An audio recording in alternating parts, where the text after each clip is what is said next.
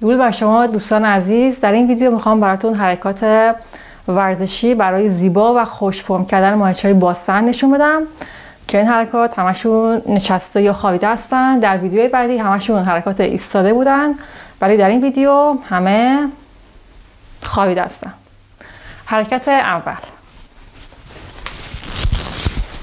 در این حالت قرار میگیرید و پا رو از مفصل میچرخونید. 1 2 3 4 5. پای بعدی 1 2 3 4 5. حرکت بعدی.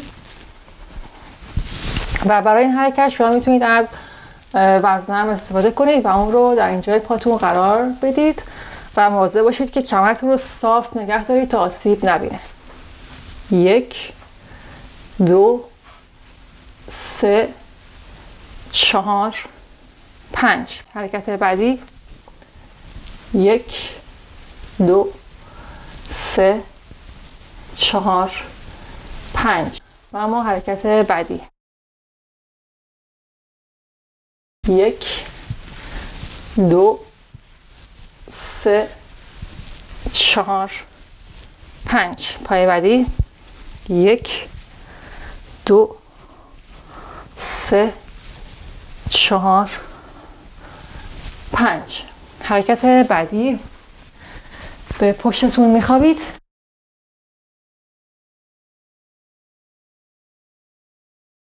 و با استفاده از ماهیچه‌های باسن بدنتون رو میکشید بالا و پایین. 1 2 3 4 5. و حالا یه پا رو میرید بالا.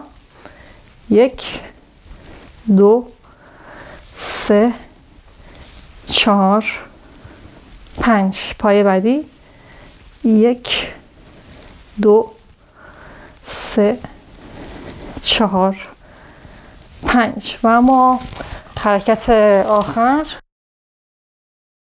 1 2 3 4 5.